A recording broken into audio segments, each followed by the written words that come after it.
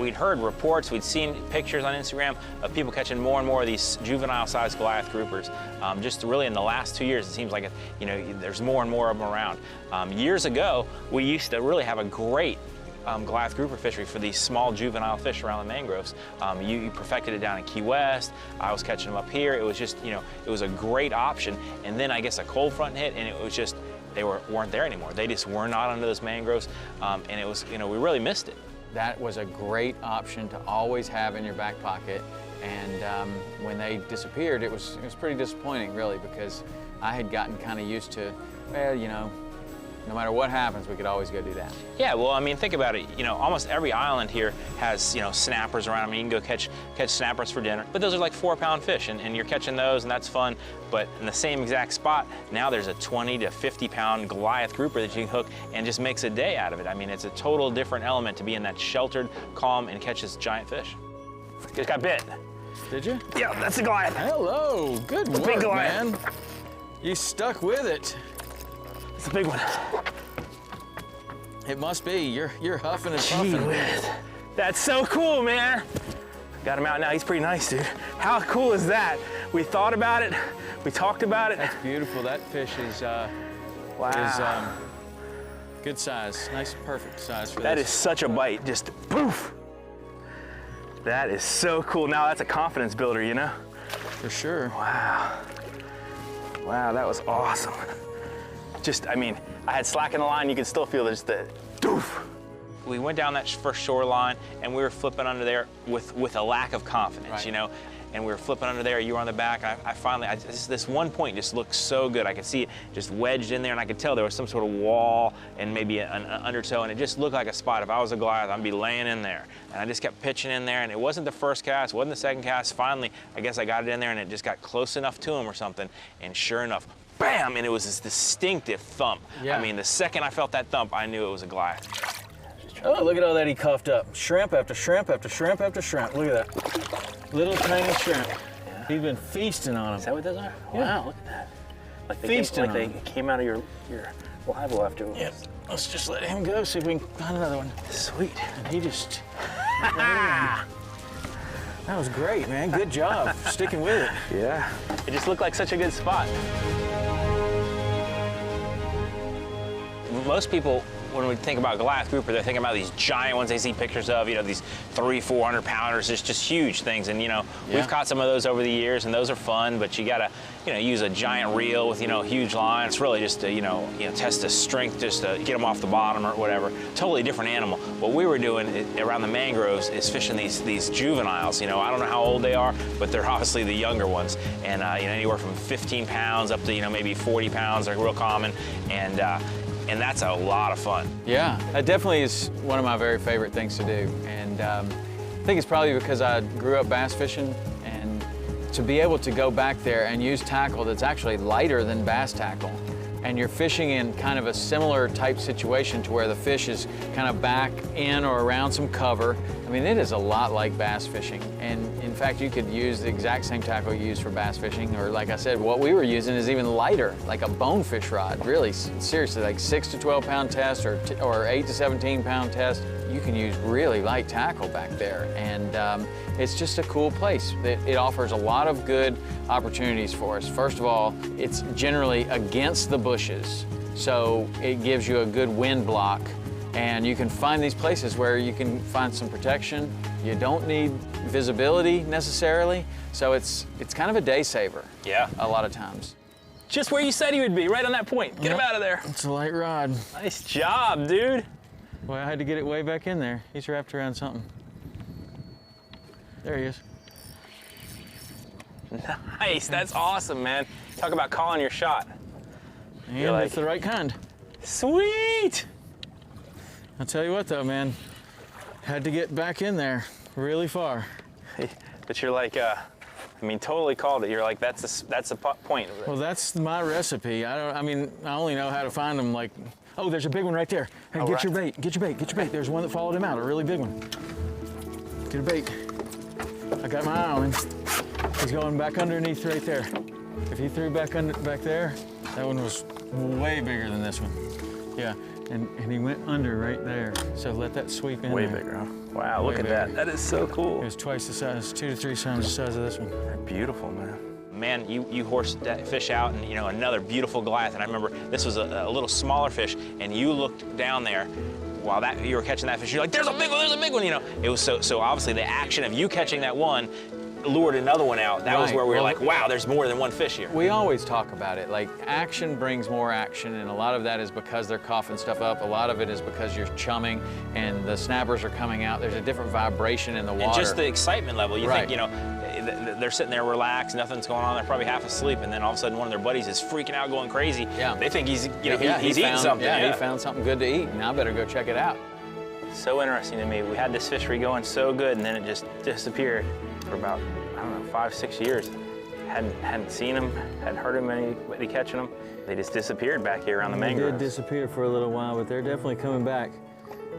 That is just a mean-looking fish. Beautiful in his own way. It's a good bite on these light rods, isn't it? Absolutely. It's good to see them coming back. See you, buddy. He's got a big brother and a grandpa in there. Once I saw that second one, I was really sure. I was like, okay, when we've done that before, sometimes in a spot where I'm thinking, there's probably 3 or 4 of them down there. There can be 20 or 30. Usually where you find one, there's more. Yeah, there he is. Better get some drag on that thing.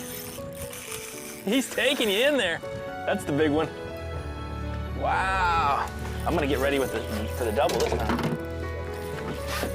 Well, I tell you what, you got to get it back in there. Oh, you got him coming now. Good job, dude. Oh, that's a nice one. Oh, look at what he coughed up. What is that? Crab. Big lobster. Lobster, yes. Not a small lobster. This looks a little more like he coughed the one up that lobster. Came out. Hey, a little bit bigger. Nice. Here, I'll grab it for you. They don't have to get a lot bigger to fight a lot harder. Oftentimes when you throw in, the biggest one is the first one you hook, and that thing breaks you off or whatever. You're always kind of kicking yourself. So one of the things that we've done in the past is like use the heavy tackle early.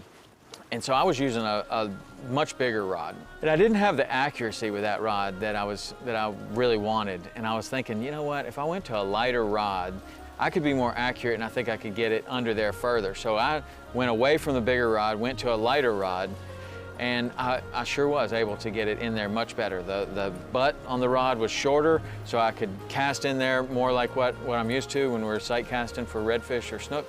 And once I switched to that rod, that's when I started catching them. And if you hook one, you're gonna at least have the confidence that, okay, they're in there. At first, we're just exploring. I didn't have the confidence that they were there. We needed to see one. All right, buddy, go back in there and have fun. Find another lobster and take that glove with him. He's going to. Cool. All right, I'm going in again. Awesome. I'm going in. I know where to go now, but it's still, even if you know where to go, it's hard to get it back in there. It really is. A lot of people think when we talk about Goliath grouper, they immediately think about these giant, 300-pound monsters. We've had some great days catching big ones like that. Yeah, you remember when we went out with Steve Roger and he took us to the wrecks, and it was like a workout. Like, okay, here's another one. How many can you do? And we caught some really big ones that day, and that's fun to target them like that. And then of course when you're wreck fishing or fishing in some different areas, or snapper fishing or grouper fishing or whatever, you have these kind of bycatch of one of these great big ones. And that is fun, but it's totally different. It's totally different. It's a totally you're different strapped game. in, big heavy rods, where what we were doing was really, like I say, more like bass fishing. It was casting, and what I enjoy the most about that fishing is, one, we were targeting them. We said, we've heard about it, we know they're coming back, let's go do it like we used to years ago. And we did not know what we were gonna get into, but we wanted to catch these Goliaths, we wanted to find them, see if they were there. We saw a spot that they looked like they were there, but we didn't know if they were there, to flip up in there and just that first thump, boom, feel that bite, and then trying to force them out of the mangroves. That's fun. Oh, got bit. Here we go. Yeah! That's a good one. Stop them. You cast right in the same spot? Yeah, pretty much the same spot. That's awesome. Dang, get him out of there. I'll tell you, he's 50 feet back in there. I do like the lighter drag, letting them go, and then trying to bring them right back out of the same spot, but sometimes it works.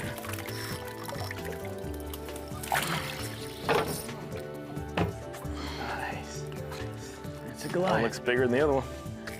There he is. It's a good one. Nice. Nope, don't go back under there again.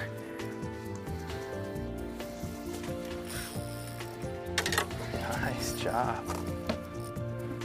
Oh, that's a good one He's there. like a pumpkin. Got a bite too. There it is, double Once they header. start, man. Double header. Once they start. Oh, this is a big one.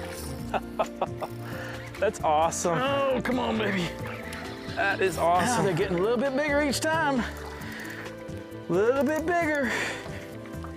Oh, that's so fun. God, I love that fish. I love that fish. It's just such a cool fish. I think I got a whopper here. One of the special things about these glass groupers is they're protected. You know, that's a great eating fish. They used to serve it up on the menus, you know, years ago down here in the Keys everywhere, but they protected them. It's a no harvest probably for 15, 20 years or something like that. So the populations really come back.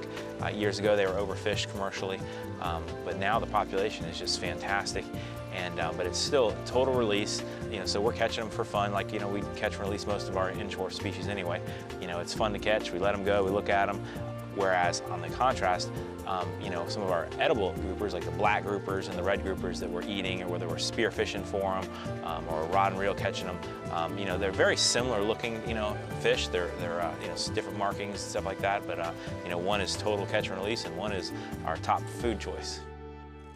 Boy, he's got a mouthful of teeth. That's interesting how you caught the small one on the first bite. Well, I tell you, the faster we can get it back in there, probably the faster we're going to catch them, because they start.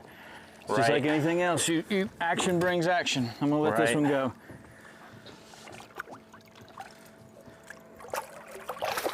Okay. Sweet. Here's mine while you're there. Okay. I'll bet you there's a 100-pounder under there somewhere. With all these smaller ones, there might be a super whopper. Could be. I'll take them out of the water. Oh, that's awesome. That is cool. All right, let's see if we can get back in there and do it again.